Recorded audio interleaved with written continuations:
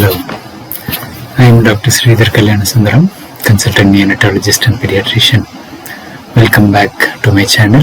I hope you have subscribed and you have kept your notifications on so you will be informed when new videos that are useful to parents are released.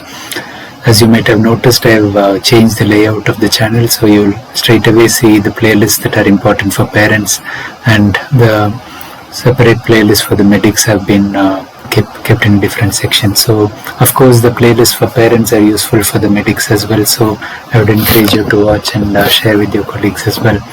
So in this video we will be looking at a very important aspect, which is child safety. A few tips on what parents should be watching for, and as I said earlier, this is a very important topic. Do share. So just a quick mention about CPR training, and all parents should be aware of that. I have the videos on that and I'll put the link to that as well. They should also know how to react if there is choking. This can happen on drops or feeds, even in the early infancy. And in terms of SIDS prevention steps, again, it's in one of the initial videos. I'll make a separate video on that as well, so I'm not repeating it here. But make sure that the baby is sleeping on the back and you have reasonable temperature in the room. Too much of warmth is not good as well.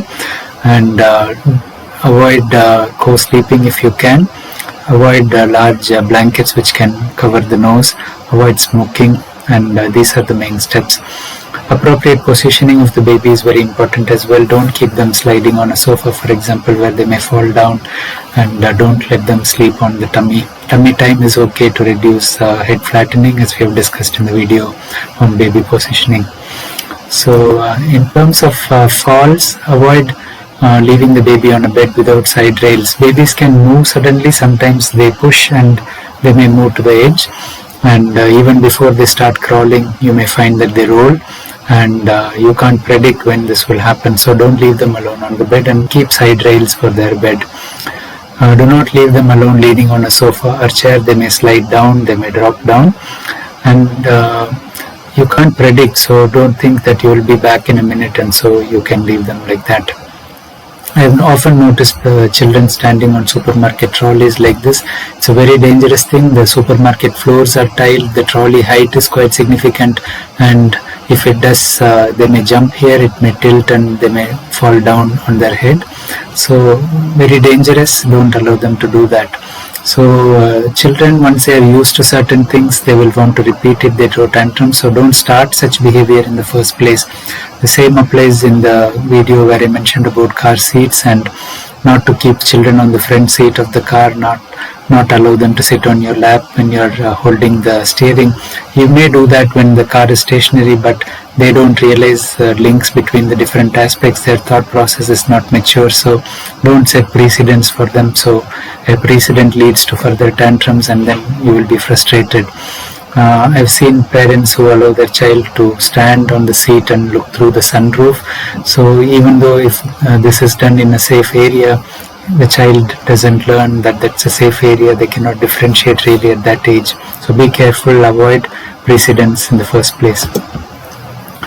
Choking is a very important risk, and you should take all precautions. If you have older siblings who have small toys, so Lego is an example. You have small toys with magnets as well. Magnets are very dangerous. If the child swallows more than one magnet, the magnet may stick together and take part of the intestinal wall with it, so it causes perforation of the intestines if it stays for long enough.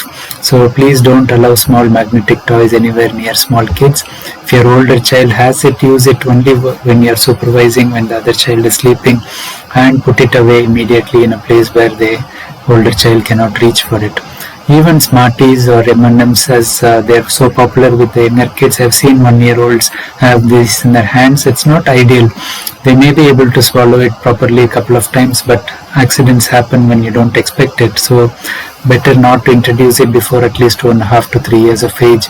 The same applies to the gummy bears as well. The manufacturer recommendation says 2 to 3 years. We should respect that. Balloons are very dangerous because once they burst, the rubber may be swallowed by the child, and we cannot predict when a balloon will burst, and so when the child will get hold of a burst balloon is unpredictable. So do not give balloons to young kids.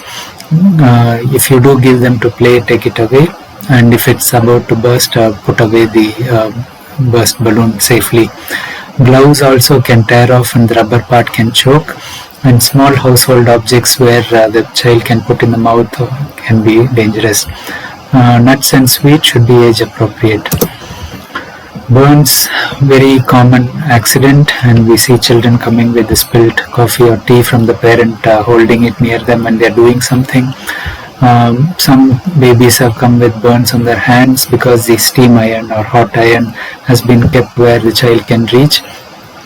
Parents keep it in the kitchen floor thinking the child won't go to the kitchen, but they can reach. They keep it on the ironing board standing instead of flying, and the child can go on their toes and reach it. So don't, if you have a tablecloth, fold it up, because the child can pull down on the tablecloth and something hot on the table may fall on them. Steam inhalation, I mean, if you have appropriate equipment, you can consider steam inhalation for congestion. It doesn't do much, to be honest, so don't take any risk. So doing this, having a bucket with steaming water is a very dangerous recipe. You can easily, because the child is tantruming, you're restraining the child, a simple slip will be enough to cause a huge burn. So please avoid these things. Car seats, we have a separate video on use of car seats. I would refer you to that. It's very important, child safety when you are in the car.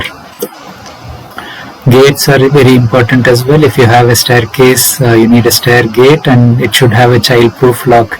The child can easily learn to open the normal gate opening mechanism, so it should have a child-proof lock, and the gate should be secure at all times when the child is upstairs. Even when they are downstairs, they can crawl up, so keep them under observation. If you have a pool or you are visiting an area which has a pool, you should make sure that the gate is closed, and if the child is near you, if there is a pool party and you are with other adults, you may easily be distracted in the gossip, so keep the children on the other side of the pool gate, not in the pool area. So we have seen many children coming with drowning because of parents not overseeing the child during a party or so on. Avoid keeping bathroom doors open, as they can easily pop into a bucket or a tub with water, and drowning is a risk. Don't keep buckets with water, empty them soon after use. Children have an adventurous spirit and they like to experiment, so if they see something new, they will do tasks like this. So it's asking for disaster if you have such things, so please think about every step.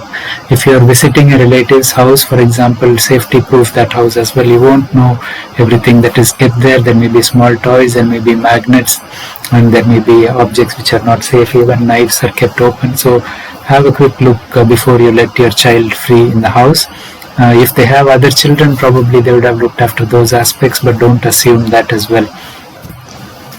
You have a certain age appropriate protection. So for example, if the child is playing outdoors on a bike where they are at risk of falls, you can have the helmet and the pads. You may have furniture edge protection, and you may have electrical safety proofing as well. And you may consider rugs in play areas where the children are likely to jump up and down. The electric point protectors are very important because the child may put sharp objects. So this is knee, so spelling error. To summarize, accidents are very difficult to predict, and prevention is always better. Anticipate and avoid. Thinking of the worst case scenario is not inappropriate in this condition, because you think ahead, you want to protect the child from having accidents. Small steps could literally help save lives, and do not procrastinate. So if the child is starting to roll, this is the time you should start protecting from a moving child. Don't wait for the child to run around and have an accident before you actually change. So I hope this is useful. Do share with your colleagues and friends who would also find it beneficial. So thank you for watching this.